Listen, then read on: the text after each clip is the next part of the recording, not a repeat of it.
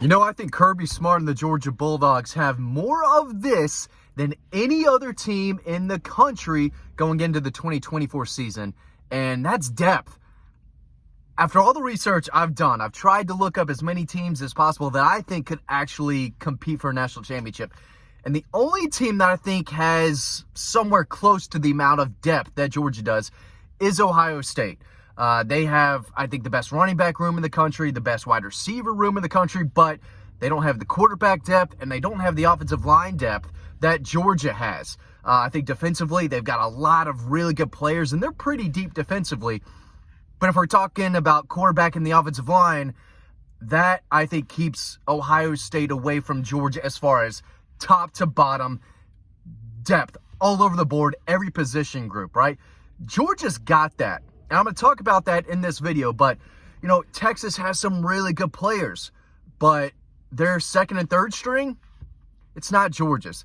Alabama had half their team transfer. I still think Alabama is going to be a good team, but there's no way you can say that Alabama has as much depth as Georgia. You can't say that about Ole Miss. You can't say that about Tennessee. You can't say it about basically anyone except maybe Ohio State. Ohio State, I think, is Georgia's biggest threat to win a national championship. But that's what I'm going to talk about in this video. I'm going to talk about how deep Georgia is and why I think that could be the biggest reason why Georgia could win another national championship. They didn't win the national title in 2017 when they lost to Alabama because of depth. They didn't have depth in the secondary, and that's why they had to throw Malcolm Parrish out there.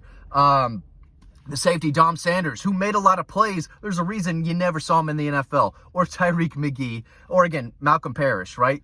Depth can keep you from winning a national title, and it's kept Georgia from winning a national title in the past. This year could be different because Georgia is so deep. Let's talk about the offense. Actually, before we dig into all that, I'm obviously not in my office. I had to take my son to an appointment this morning, so I got some time. So I'm making my video now. But if you don't have a Father's Day gift, graduation gift, normally I've got a Bulldog statue right here in front of me that y'all can see, but it's the best gift you could ask for out there. If you've got a father who's a Georgia fan, a son, a recent graduate, someone going to Georgia, someone who's just graduated from Georgia, give them a Bulldog statue that they can put in their front porch, back porch, in their office, wherever. They're going to love it. And you can get a discount today. Promo code DAWGPOST, DAWGPOST. Everything is in the description below. You can read the 5-star reviews and look at all the pictures. Everything is in the description of this video. And if you do order, which would be the smartest thing you've done today, make sure you get the discount. Promo code DAWGPOST, okay? So make sure you're doing that. But we can start offensively because, like I've said before, there's no excuse for the Georgia offense this year. Absolutely none. They have the best offensive line in college football, in my opinion. 4 returning starters. They've got a returning starter at quarterback, maybe the best quarterback in the country. They've got running backs. They've got tight ends. They've got receivers. They don't have as many receivers as Ohio State, but they've got 6-7 guys who can make an impact.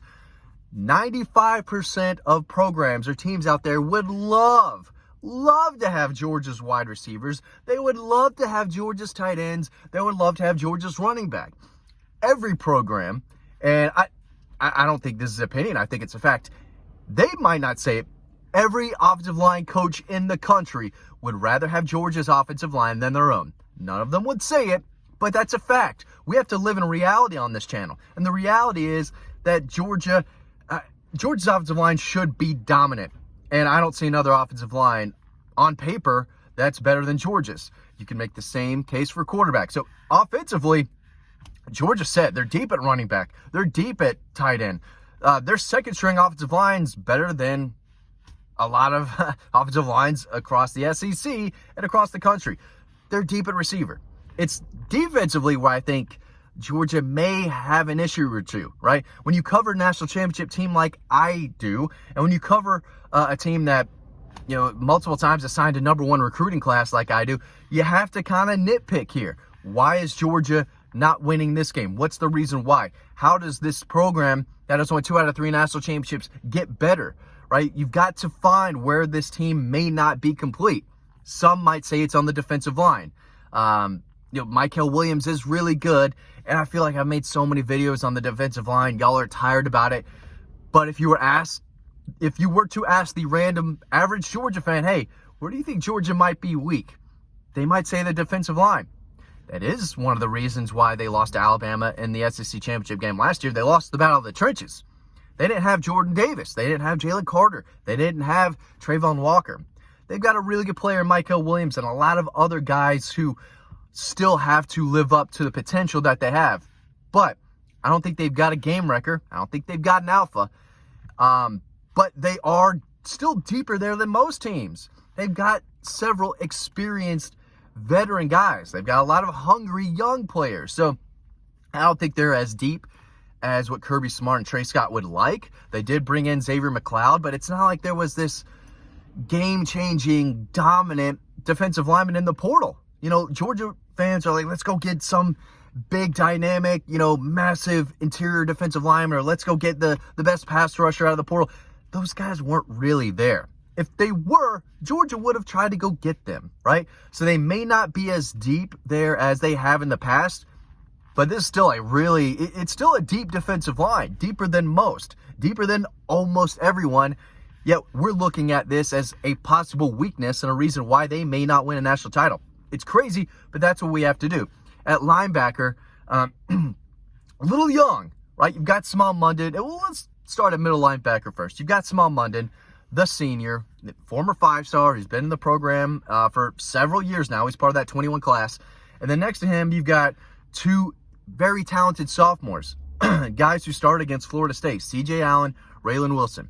Those guys will be starting just about anywhere. And one of them, which looks like Raylan Wilson, is not going to be the starter. He's going to play a lot, but I don't think he's starting over C.J. Allen or Small Munden. He'd be starting for just about everyone else, though. At outside linebacker, you've got Chaz Chambliss, returning starter. You've got maybe Michael Williams, who might play a little outside linebacker. You've got Jalen Walker, who could play inside or outside. You've got a lot of, you've got some 2-year players, second-year guys from the 23 class. Damon Wilson, Gabe Harris, Sam Mpemba. There's a lot of outside linebackers. Now, they still have to make a name for themselves, but I think that's a position group that's a little deeper than people want to admit or give credit for, because people just don't like Chaz Chambliss. For one, a lot of people don't like him for one specific reason that they can't get out of their head. I'm not going to say it, but that's reality. People want the longer, athletic, more physically looking outside linebacker, like the Leonard Floyd or the Adam Andersons, who you look at him and you say, that's an outside linebacker. That's a pass rushing machine with that length and that burst and that explosiveness.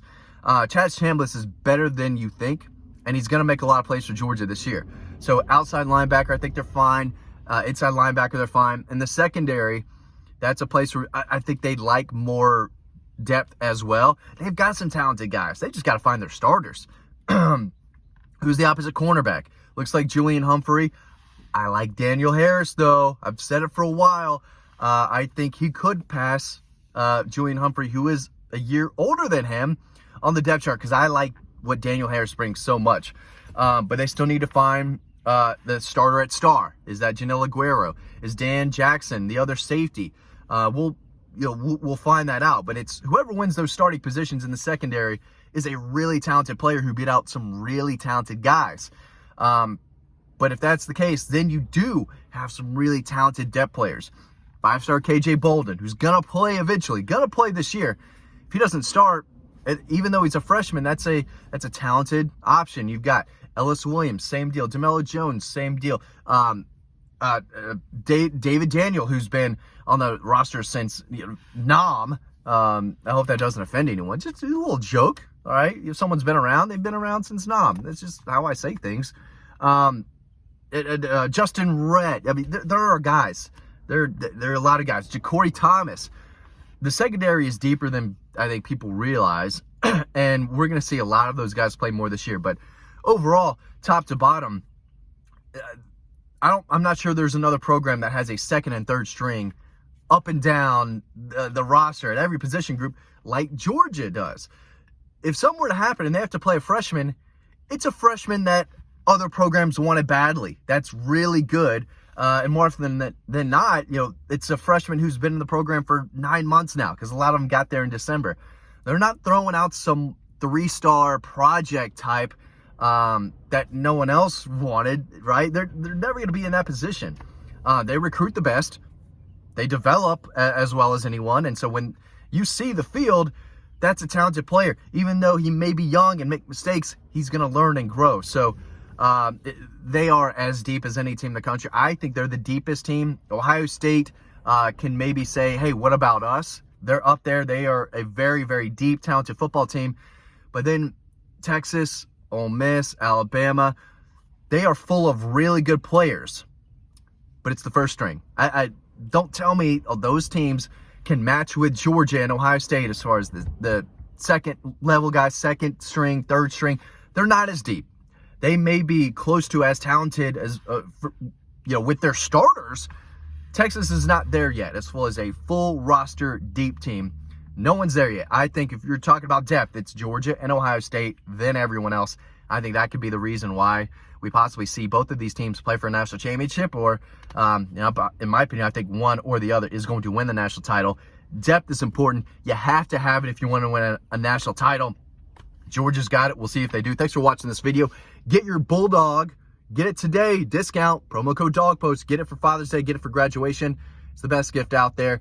The info is in the description below. Thanks for watching this video, and I'll see you on the website.